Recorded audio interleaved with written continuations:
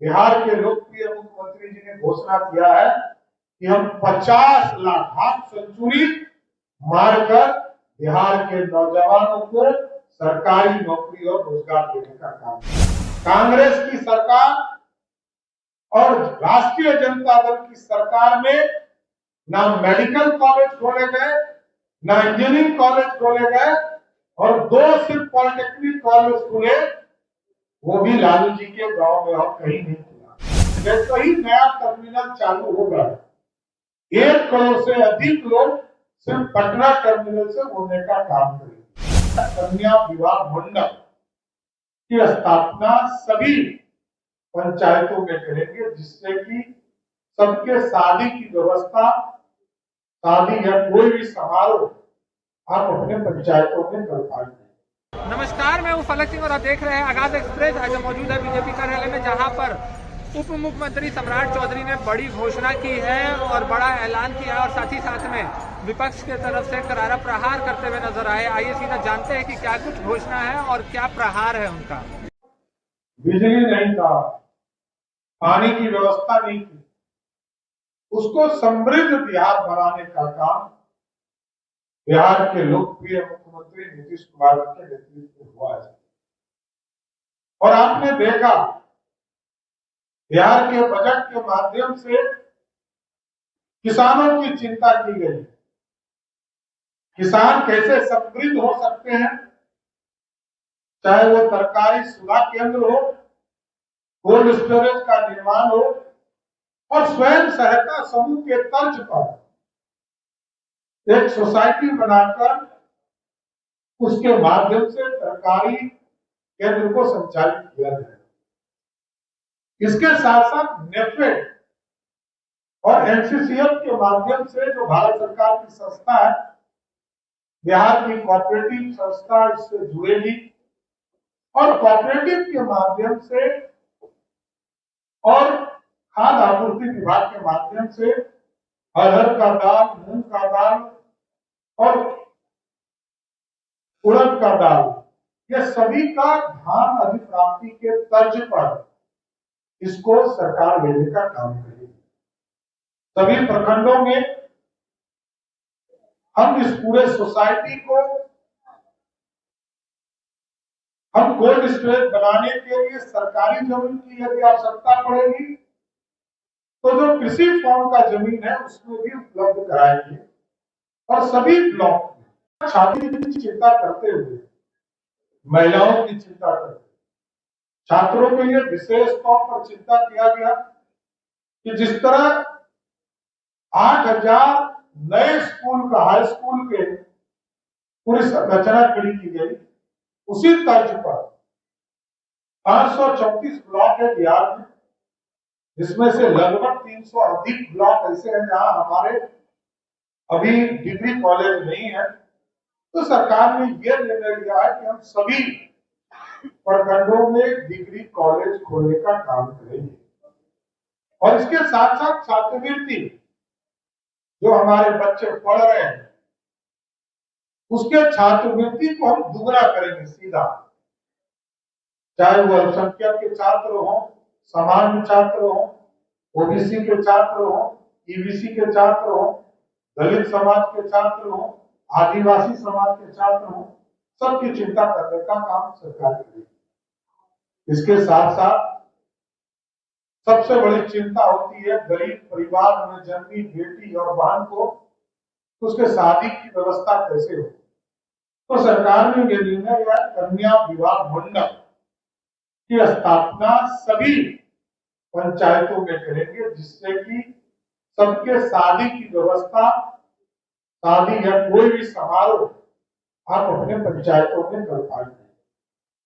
इसके साथ साथ जो प्रमुख शहर है हमारे, उसमें वेंडिंग जोन बनाया जाएगा, जिसमें महिलाएं सीधा, जिस तरह 1,31,00,000 महिलाएं स्वयं सहायता समूह से जुड़ी और उनके माध्यम से वो आर्थिक रूप से समृद्ध हो रही है, हम वेंडिंग जोन में महिलाओं के लिए स्थान चिन्हित करेंगे, जिससे कि पूरी तरह आर्थिक रूप से खड़ा हो।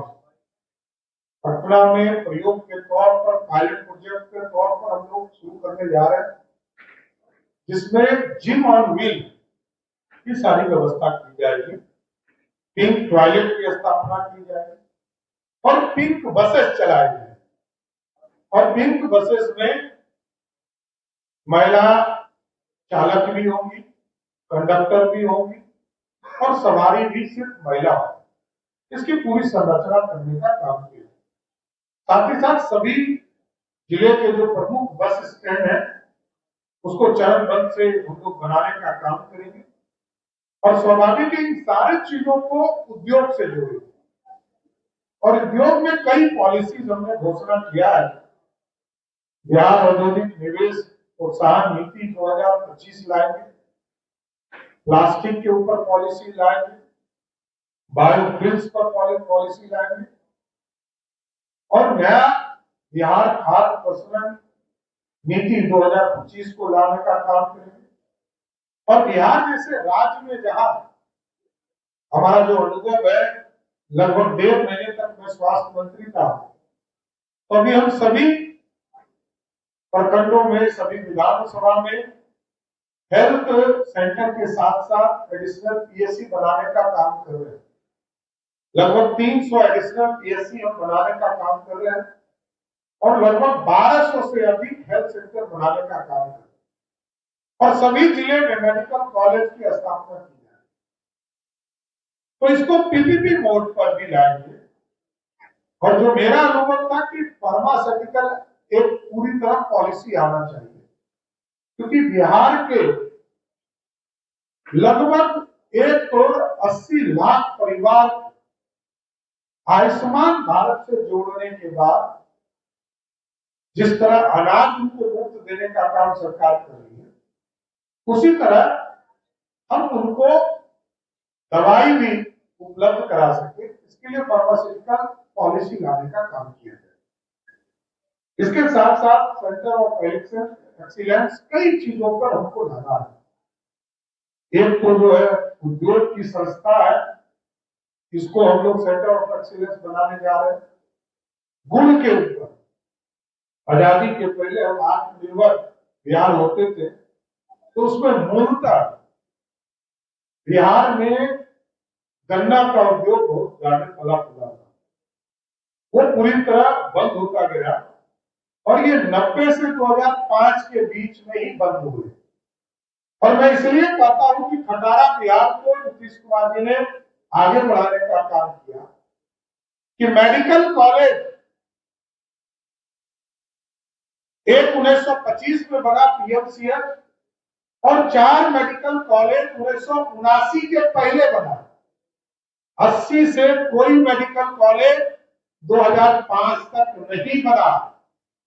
कांग्रेस की सरकार और राष्ट्रीय जनता दल की सरकार में ना मेडिकल कॉलेज खोले गए, ना इंजीनियरिंग कॉलेज खोले गए और 2 सिर्फ पॉलिटेक्निक कॉलेज खुले, वो भी लालू जी के गांव में और कहीं नहीं खुला।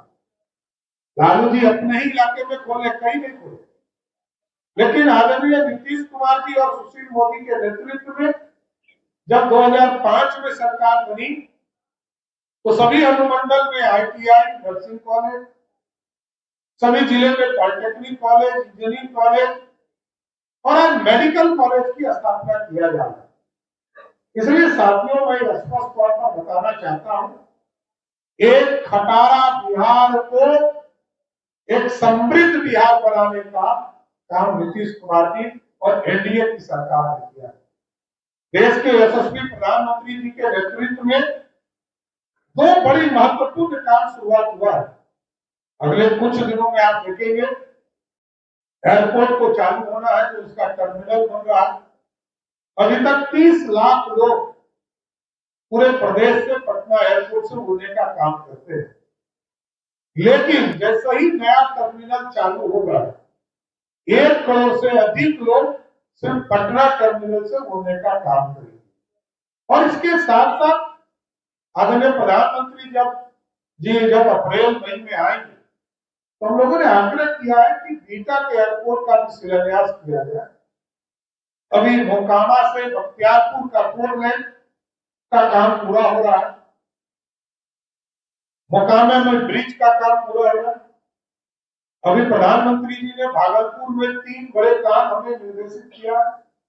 एक, जिस तरह नालंदा यूनिवर्सिटी को स्थापित करने का काम प्रधानमंत्री जी ने किया, अब वहां पर भागलपुर में विक्रमशिला यूनिवर्सिटी को भी सेंट्रल दर्जा देकर स्थापित किया जाए। और कई ग्रीनफील्ड एयरपोर्ट, हमारा राजगीर में एयरपोर्ट, भागलपुर जिले के सुल्तानगंज में एयरपोर्ट, रक्सौल में एयरपोर्ट और पूर्णिया में तो काम शुरू करने का निर्देश दिया गया है और जुलाई में उसको शुरू करने का, चालू करने का भी निर्देश दे दिया है। और इसके साथ साथ 6-7 छोटे छोटे एयरपोर्ट, सहरसा का, मुंगेर का, जो भागलपुर का एग्जिस्टिंग एयरपोर्ट है, वाल्मीकि नगर, मुजफ्फरपुर, मधुबनी, सभी एयरपोर्ट को हम निर्माण करने का काम करें, जिससे कि एयर कनेक्टिविटी और अच्छी हो सके। इसके साथ साथ कई एक्सप्रेसवे हमारा स्वीकृत हुआ। आपने देखा होगा कि कल भी 2 एक्सप्रेसवे हमारा स्वीकृत हुआ। एक सिलीगुड़ी से लेकर गोरखपुर, जो 37,000 करोड़ का एक्सप्रेसवे है, जिसमें 417 किलोमीटर है, जिसमें 300 से अधिक किलोमीटर हमारे ही प्रदेश में होगा और लगभग 27,000 करोड़ का इन्वेस्टमेंट सिर्फ एक एक्सप्रेसवे में होगा। इसके साथ साथ पटना से पूर्णिया और हल्दिया से रक्सौल, ये एक्सप्रेसवे है, भागलपुर से बक्सर, ये 4 एक्सप्रेसवे की कल्पना और की गई है, जो आगे के दिनों में इसको स्वीकृत करने का काम भारत की सरकार है। इसलिए बिहार के विकास के लिए एनडीए की सरकार और बिहार में नीतीश कुमार जी की सरकार, देश में नरेंद्र मोदी जी की सरकार लगातार बिहार को विकसित बनाने में लगे हैं। और ये सारी चीजों को बजट के माध्यम से 3,17,000 करोड़ की राशि से, और उसमें से भी आपने देखा कि रोजगार के सेक्टर में, जहां हम लोगों ने घोषणा किया था 2020 में कि 10 लाख सरकारी नौकरी और 10 लाख रोजगार दिए जाएंगे, अब बिहार के लोकप्रिय मुख्यमंत्री जी ने घोषणा किया है कि हम 50 लाख, हाफ सेंचुरी मारकर बिहार के नौजवानों को सरकारी नौकरी और रोजगार देने का काम करें। इसके साथ और कई चीजें हैं। आप देखिएगा, clean Bihar, clean air transformation, smoke tower की कल्पना बिहार में नहीं, दुनिया में हम देखते हैं। और प्लांटेशन का काम भी आपको जानकर आश्चर्य होगा, 2007-8 से 45 करोड़ पेड़ लगाने का काम नीतीश कुमार की सरकार है। और आगे भी हमारा लक्ष्य है। अभी जितना पूरे चिड़ियाखाना में पेड़ लगा है, उससे अधिक पेड़ हम लोग सिर्फ गंगा पटवे पे लगाने का काम की शुरुआत करें। इसके साथ छठ हमारा पर्व, बिहारियों का छठ, इसको प्रोत्साहित करना और वर्ल्ड मार्केट में आना। हम इसके लिए होम स्टे की कल्पना को लेकर आ रहे हैं, महिलाओं को इससे जोड़ेंगे, महिलाओं को इसके लिए टूरिस्ट गाइड भी बनाने का काम करेंगे। इन चीजों को स्थापित किया जाए। और 2 महत्वपूर्ण जानकारी देकर और बताना चाहता हूं कि हम विशेष तौर पर बिहार स्टेट डाटा सेंटर परियोजना के माध्यम से डिजास्टर रिकवरी और ये जो साइबर क्राइम है, इसको भी, साइबर अटैक को और प्राकृतिक आपदा को कैसे बच सकते हैं, इसको भी हम पूरी तरह आपको इससे जोड़ने का काम करेंगे, जिससे कि कंप्यूटिंग एंड स्टोरेज क्षमता, जो हमारे यहाँ पूरा साइबर अटैक्स होते हैं, उसको कैसे बचाया जा सकता है, इस सारी चीजों की स्थापना की जाएगी। खेल के लिए भी सभी प्रमंडल स्तर पर हम एक पूरी संरचना खड़ा करेंगे, जिसमें पटना में हम लोगों ने 100 एकड़ में पूरा खेल गांव, खेल परिसर बनाने का कंसेप्ट दिया है। इसलिए बिहार के बजट के माध्यम से बिहार को समृद्ध बनाने के लिए और जो खटारा बिहार था उसको विकसित बिहार बनाने का काम नीतीश कुमार की सरकार ने किया है। और कल तक लोग कहते थे कि हम गांव से जब चलते हैं तो पटना 6 घंटा लगता था, उसको नीतीश ने 5 घंटा किया। और अब हम लोगों ने टारगेट किया है कि 2027 के पहले ऐसी संरचना खड़ा करना है कि बिहार के किसी कोने से यदि चले तो पटना हेडक्वार्टर 4 घंटे में पहुंचने का काम कर सके। इसलिए इस बिहार के समृद्धि के लिए, बिहार के विकास के लिए, बिहार का बजट और केंद्र सरकार का बजट दोनों मिलकर बिहार को समृद्धि की ओर ले जाएगा। आप सभी लोग यहाँ पर आए, सबका मैं बहुत बहुत धन्यवाद देता हूँ। और बिहार, इसके साथ साथ की आगे होली है, आपको होली की भी शुभकामनाएं देता हूँ। धन्यवाद।